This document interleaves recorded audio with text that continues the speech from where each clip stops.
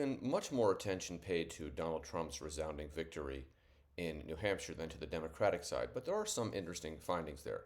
First, Biden won, even though he was a write in. He had about 64% of the vote. Dean Phillips was second with about 20%. In other words, the write in candidate got 3 times as much, and the notion that Dean Phillips or anybody else is going to challenge Joe Biden, which was never true to begin with, is even less true now.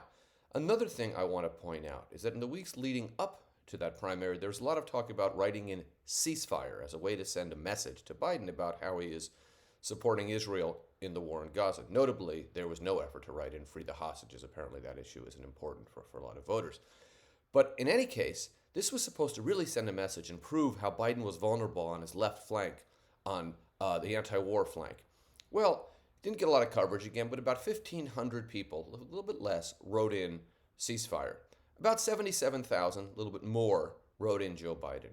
In other words, for every ceasefire write-in, there were 50 Joe Biden write-ins. Now, regardless of your position on the war or whether or not you think there should be a ceasefire, this is a finding. And this shows that within the Democratic Party, support for Biden is pretty strong, maybe because of his position on the war or maybe despite his position on the war. But the bottom line is that the war in Gaza is not going to derail Biden's nomination and may have less of an effect on the general election than many think.